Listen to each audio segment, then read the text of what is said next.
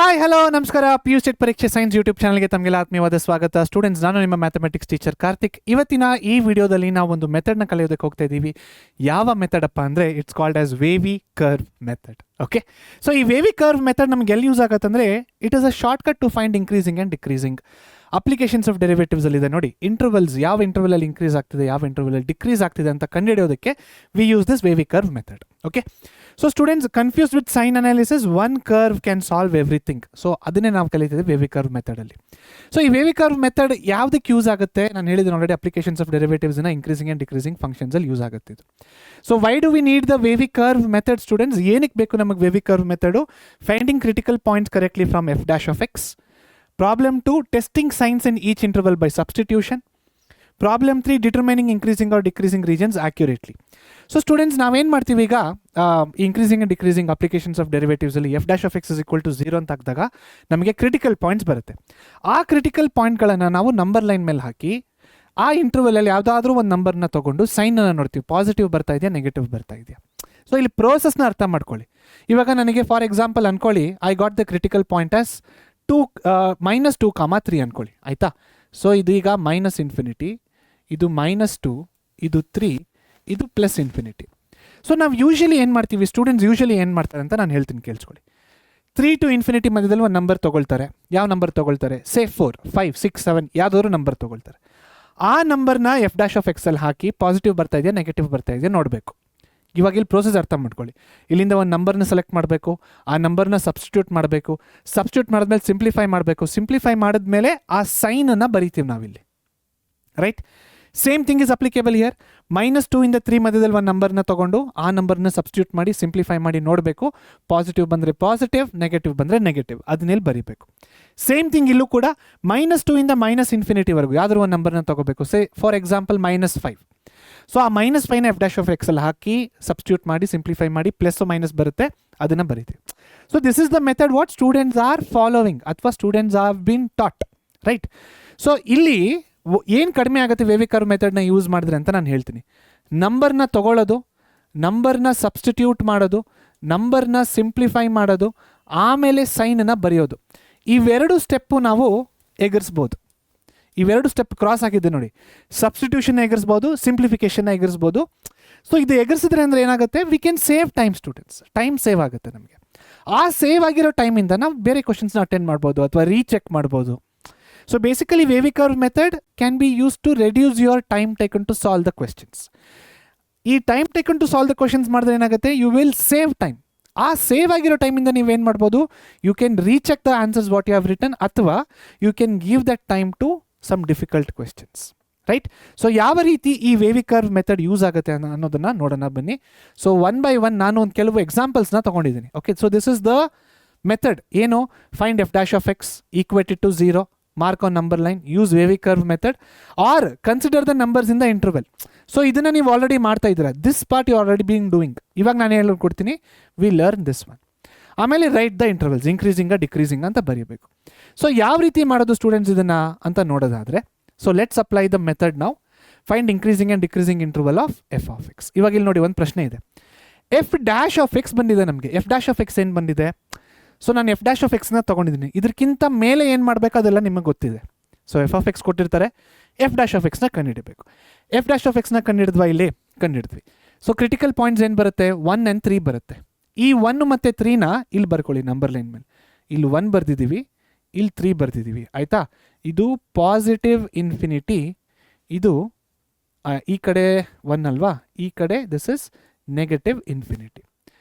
Students, 1 ಹಾಕಿದ್ರೆ ಏನಾಗುತ್ತೆ? ಇಲ್ಲಿ 1 ಹಾಕಿದ್ರೆ ಏನಾಗುತ್ತೆ? ಹೋಲ್ ಥಿಂಗ್ 0 ಆಗುತ್ತೆ. ಅದಕ್ಕೆ ನಾವಿಲ್ಲಿ 0 ಬರ್ದಿದ್ದೀವಿ. 3ನ ಹಾಕಿದ್ರೆ ಏನಾಗುತ್ತೆ? 3 - 3 0, ಹೋಲ್ ಥಿಂಗ್ 0 ಆಗುತ್ತೆ. ಸೊ ಅದಕ್ಕೆ ನಾವು 0 ಹಾಕಿದ್ದೀವಿ, ರೈಟ್. ಸೊ ನಂಬರ್ ಲೈನ್ ಬರೆಯೋದು ಗೊತ್ತಾಯಿತು, ಕ್ರಿಟಿಕಲ್ ಪಾಯಿಂಟ್ಸ್ ಬರೆಯೋದು ಗೊತ್ತಾಯಿತು. 0 ಏನಕ್ಕೆ ಬರ್ತಾ ಇದೆ ಎಕ್ಸ್ಪ್ಲೈನ್ ಮಾಡಿದ್ದೀನಿ. 1, 3 ಏನಕ್ಕೆ ಬರ್ದಿದ್ದೀವಿ ಅದನ್ನು ಕೂಡ ಎಕ್ಸ್ಪ್ಲೈನ್ ಮಾಡಿದ್ದೀನಿ. ಇವಾಗ ಇನ್ಕ್ರೀಸಿಂಗೋ ಡಿಕ್ರೀಸಿಂಗೋ ಹೇಗೆ ಗೊತ್ತಾಗುತ್ತೆ?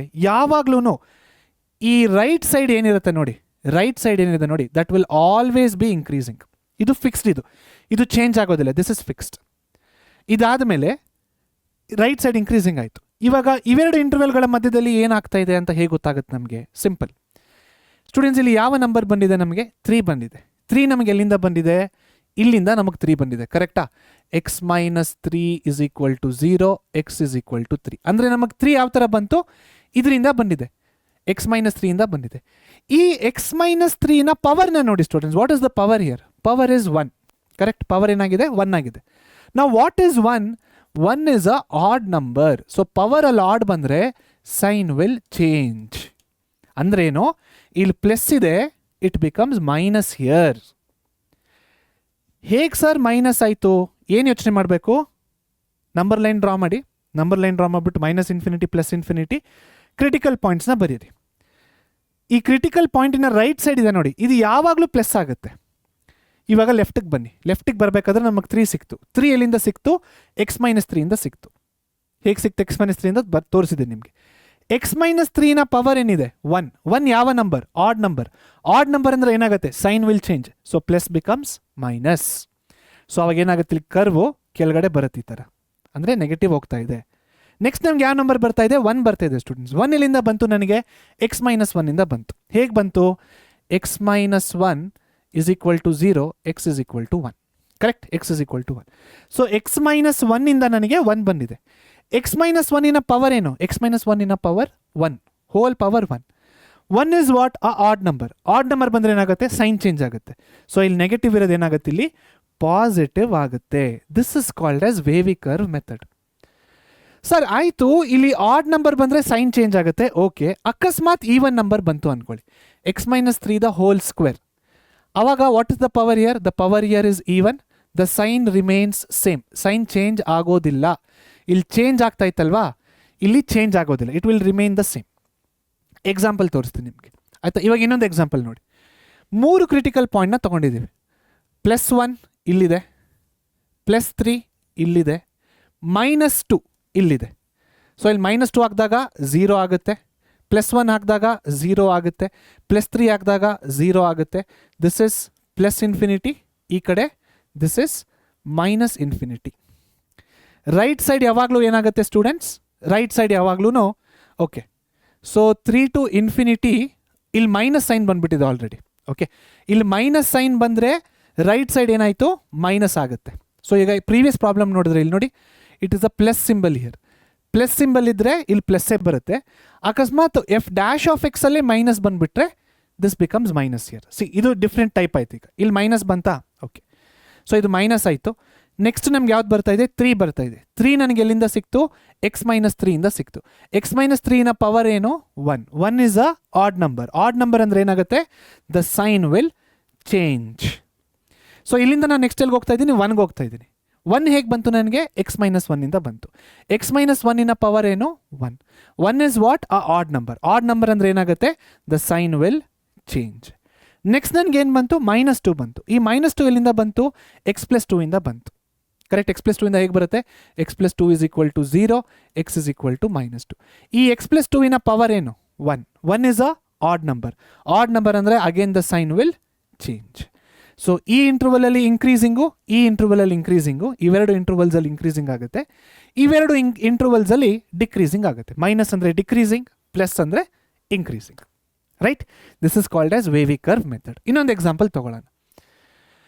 F dash of X plus ಇದೆ, ಸೊ ಹಾಗಂದ್ರೆ ಈ ಸೈಡ್ ಪ್ಲಸ್ ಆಗುತ್ತೆ, ಮೈನಸ್ ಇದ್ದರೆ ಮೈನಸ್ ಆಗುತ್ತೆ ಸ್ಟೂಡೆಂಟ್ಸ್. ಆಯಿತಾ? ಇಲ್ಲಿ ನೋಡಿ, ಸ್ಕ್ವೇರ್ ಬಂದಿದೆ ಈ ಸತಿ, ಸ್ಕ್ವೇರ್ ಬಂದಿದೆ, 2 ಬಂದಿದೆ. ಸೊ ಕ್ರಿಟಿಕಲ್ ಪಾಯಿಂಟ್ಸ್ ಏನಾಗುತ್ತೆ? -1 ಆ್ಯಂಡ್ 2 ಆಗುತ್ತೆ. ಸರ್ ಹೇಗೆ -1 ಆಯಿತು? X plus 1 the whole square is equal to 0. ಎರಡು ಕಡೆ ರೂಟ್ ತೊಗೊಳ್ಳಿ, ಅವಾಗ x plus 1 is equal to 0 ಆಗುತ್ತೆ, ಎಕ್ಸ್ ಇಸ್ ಈಕ್ವಲ್ ಟು -1 ಆಗುತ್ತೆ. ಸೊ ಕ್ರಿಟಿಕಲ್ ಪಾಯಿಂಟ್ಸ್ ಏನಾಗುತ್ತೆ? 2 ಆ್ಯಂಡ್ -1 ಇವೆರಡೂ ಹಾಕಿದಾಗ F dash of X will become 0 and 0. Function is positive, so ಈ ಕಡೆ ಪ್ಲಸ್ ಆಗುತ್ತೆ. ಇವಾಗ ನಾನು 2 ಹತ್ರ ಬಂದೆ. 2 ಹೇಗೆ ಬಂತು ನನಗೆ? ಇಲ್ಲಿಂದ ಬಂತು 2. ಕರೆಕ್ಟ್? ಸೊ ಇದರ ಪವರ್ ಏನು? Power 1. 1 is what? Odd number. Odd ಇದ್ರೆ ಏನಾಗುತ್ತೆ? The sign will change. So ಇಲ್ಲಿ ಚೇಂಜ್ ಆಯ್ತು ಸೈನ್. ನೆಕ್ಸ್ಟ್ ನಾನು ಯಾವುದಕ್ಕೆ ಹೋಗ್ತೀನಿ? ಇಲ್ಲಿಗೆ ಹೋಗ್ತೀನಿ, -1. -1 ನನಗೆ ಹೇಗೆ ಬಂತು? ಇಲ್ಲಿಂದ ಬಂದಿದೆ ಸ್ಟೂಡೆಂಟ್ಸ್ -1. -1ಇನ ಪವರ್ ಏನಿದೆ? 2 ಇದೆ, which is even. The sign will remain the same. ಪವರಲ್ಲಿ ಈವನ್ ಬಂದರೆ the sign remains the same. ಪವರಲ್ಲಿ ಆಡ್ ಬಂದರೆ the sign will change. F dash of X ಅಲ್ಲಿ ಪಾಸಿಟಿವ್ ಬಂದರೆ ರೈಟ್ ಸೈಡಲ್ಲಿ ಪಾಸಿಟಿವ್ ಆಗುತ್ತೆ. ಎಫ್ ಡ್ಯಾಶ್ ಆಫ್ ಎಕ್ಸ್ ಅಲ್ಲೇ negative ಬಂದರೆ ರೈಟ್ ಸೈಡಲ್ಲಿ ನೆಗೆಟಿವ್ ಆಗುತ್ತೆ. ರೈಟ್? ಪವರ್ಸ್ನ ನೋಡಬೇಕು, ಪವರ್ಸ್ನ ನೋಡಿ you should write plus minus plus. ಇದನ್ನು ಮಾಡೋದ್ರಿಂದ ಸ್ಟೂಡೆಂಟ್ಸ್ ನೀವು ಇದರಿಂದ ಈ ಇಂಟರ್ವಲಲ್ಲಿ ಒಂದು ನಂಬರ್ ತೊಗೊಳ್ಳೋದು ತಪ್ಪುತ್ತೆ, ಆ ನಂಬರ್ನ ಇಲ್ಲಿ ಸಬ್ಸ್ಟಿಟ್ಯೂಟ್ ಮಾಡೋದು ತಪ್ಪುತ್ತೆ, ಸಿಂಪ್ಲಿಫೈ ಮಾಡೋದು ತಪ್ಪುತ್ತೆ. It all depends upon the power of ಯಾವ ಪವರ್ ಇದೆ ಅಲ್ಲಿ. ಆಡ್ ಬಂದರೆ ಸೈನ್ ಚೇಂಜ್ ಆಗುತ್ತೆ, ಈವನ್ ಬಂದರೆ ಸೈನ್ ಚೇಂಜ್ ಆಗೋದಿಲ್ಲ.